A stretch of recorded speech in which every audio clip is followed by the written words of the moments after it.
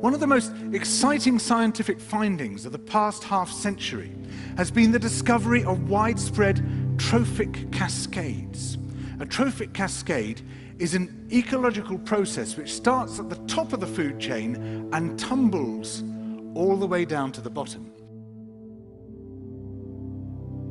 We all know that whales eat fish and krill, and some people, certain politicians in Japan for instance, have argued that killing whales is good for human beings, as it boosts the food available for us to eat.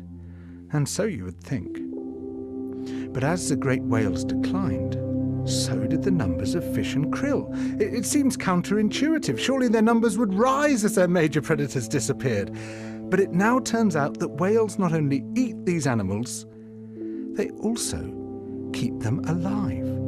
In fact, they help to sustain the entire living system of the ocean. Whales feed at depth in waters that are often pitch dark, and then they return to the surface, to the photic zone, where there's enough light for photosynthesis to happen. There they release what biologists call fecal plumes, vast outpourings of poo, punamis. These plumes are rich in iron and nitrogen, nutrients which are often very scarce in the surface waters. And these nutrients fertilize the plant plankton that lives in the only place where plants can survive, the photic zone. Fertilizing the surface waters isn't the only thing the whales do. By plunging up and down through the water column, they also keep kicking the plankton back up into the photic zone, giving it more time to reproduce before it sinks into the abyss. Even today, though whale populations have been greatly reduced, the vertical mixing of water caused by movements of animals up and down through the column of the oceans is astonishingly roughly the same as the amount of mixing caused by all the world's wind and waves and tides. More plant plankton means more animal plankton, on which the larger creatures then feed. In other words, more whales means more fish and krill.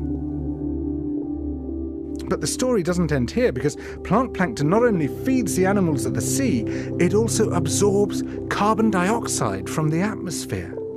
When eventually it sinks to the ocean floor, it takes this carbon out of circulation down to a place where it remains for thousands of years. The more whales there are, the more plankton there is. The more plankton there is, the more carbon is drawn out of the air.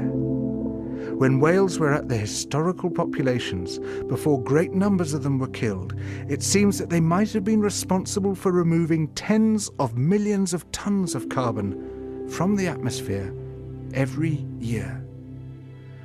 Whales change the climate. The return of the great whales, if they're allowed to recover, could be seen as a benign form of geoengineering. It could undo some of the damage we've done, both to the living systems of the sea and to the atmosphere.